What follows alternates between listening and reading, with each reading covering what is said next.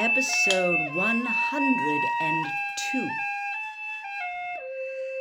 Unwilling to go back to Gryffindor Tower and listen to Ron and Hermione snarling at each other, Harry watched Hagrid digging until the darkness swallowed him, and the owls around Harry began to awake, swooshing past him into the night.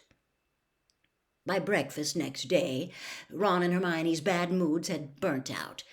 And to Harry's relief, Ron's dark predictions that the house elves would send substandard food up to the Gryffindor table because Hermione had insulted them proved false.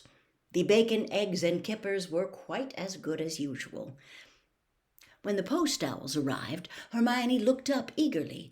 She seemed to be expecting something. "Percy won't have had time to answer yet," said Ron. "We only sent Edward yesterday." "No, it's not that," said Hermione. "I've taken out a new subscription to the Daily Prophet. I'm getting sick of finding everything out from the Slytherins." "Good thinking," said Harry, also looking up at the owls. "Hey, Hermione, I think you're in luck." A grey owl was soaring down toward Hermione. "It hasn't got a newspaper, though," she said, looking disappointed. But to her bewilderment, the grey owl landed in front of her plate, closely followed by 4 barn owls, a brown owl, and a tawny. "How many subscriptions did you take out?" said Harry, seizing Hermione's goblet before it was knocked over by the cluster of owls, all of whom were jostling close to her, trying to deliver their own letter first. "What on earth?" Hermione said, taking the letter from the grey owl, opening it and starting to read. "Oh, really?" she spluttered, going rather red. "What's up?" said Ron. Oh, how ridiculous." She thrust the letter at Harry, who saw that it was not handwritten, but composed from pasted letters that seemed to have been cut out of the Daily Prophet. "You are a wicked girl. Harry Potter deserves better. Go back where you came from, Muggle." "They're all like it," said Hermione desperately, opening one letter after another. "Harry Potter can do much better than the likes of you. You deserve to be boiled in frog spawn. Ouch!" She had opened the last envelope, and yellowish-green liquid, smelling strongly of petrol, gushed out over her hands, which began to erupt in large yellow boils. "Undiluted boba-tuba push," said Ron, picking up the envelope gingerly and sniffing it. "Ow!" said Hermione, tears starting in her eyes as she tried to rub it off her hands with a napkin, but her fingers were now so thickly covered in painful sores that it looked as though she was wearing a pair of thick, knobbly gloves. "You'd better go up to the hospital wing," said Harry, as the owls around Hermione took flight.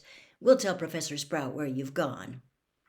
"I warned her," said Ron, as Hermione hurried out of the great hall, cradling her hands. "I warned her not to annoy Rita Skeeter. Look at this one."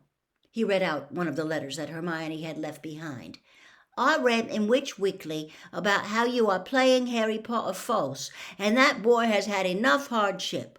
And I will be sending you a curse by next post as soon as I can find a big enough envelope." Blimey, she better watch out for herself. Hermione didn't turn up for herbology. As Harry and Ron left the greenhouse for their Care of Magical Creatures class, they saw Malfoy, Crabbe, and Goyle descending the stone steps from the castle. Pansy Parkinson was whispering and giggling behind them with her gang of Slytherin girls.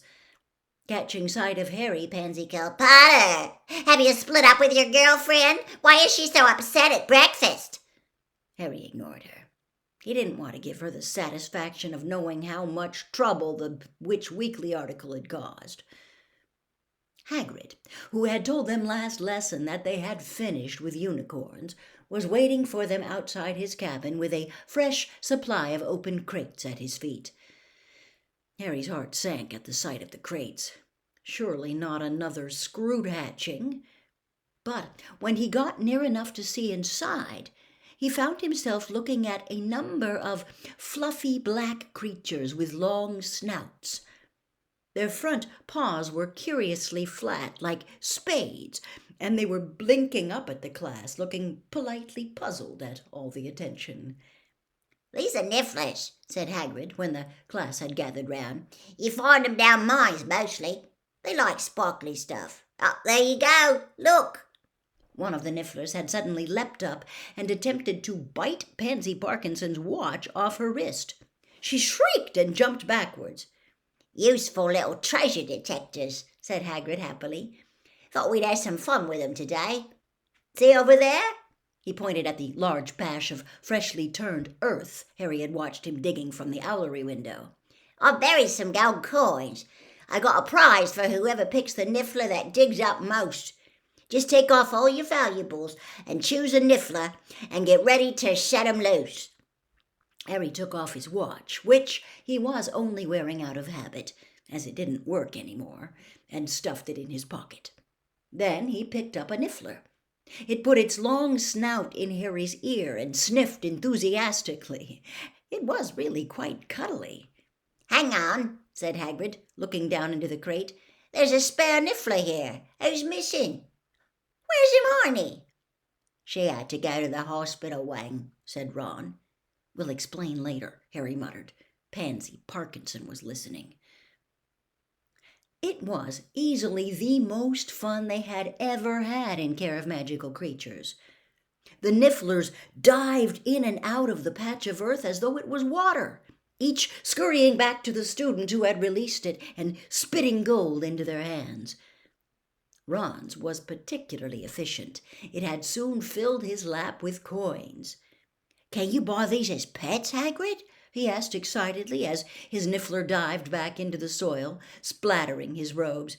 "Your mum wouldn't be happy, Ron," said Hagrid, grinning. "They wreck houses, nifflers.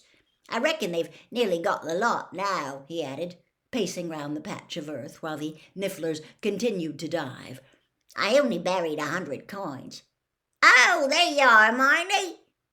Hermione was walking toward them across the lawn. Her hands were very heavily bandaged, and she looked miserable. Pansy Parkinson was watching her beadily.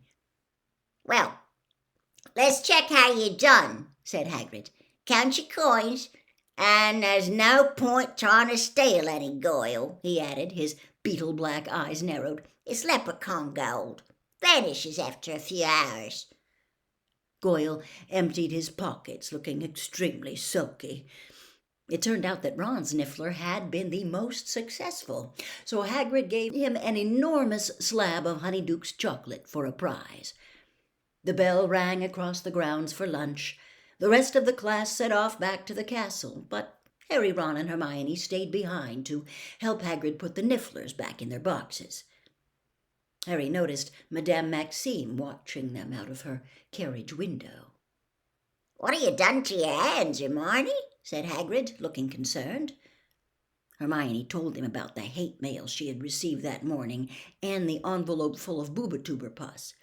"Ah, don't worry," said Hagrid gently, looking down at her.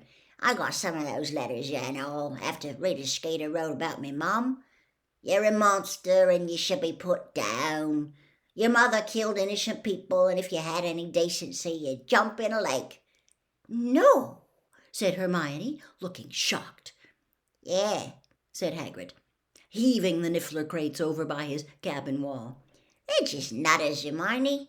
Don't open them if you get any more. Chuck 'em straight in the fire." "You missed a really good lesson," Harry told Hermione as they headed back toward the castle. "They're good nifflers, aren't they, Ron?" Ron, however, was frowning at the chocolate Hagrid had given him. He looked thoroughly put out about something. "What's the matter?" said Harry. "Wrong flavor?" "No," said Ron shortly.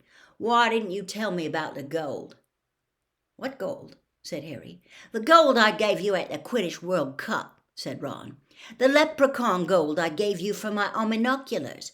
In the top box. Why didn't you tell me it disappeared?"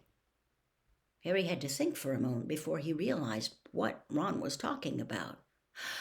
"Oh," he said, the memory coming back to him at last. I don't know. I never noticed it had gone. I was more worried about my wand, wasn't I?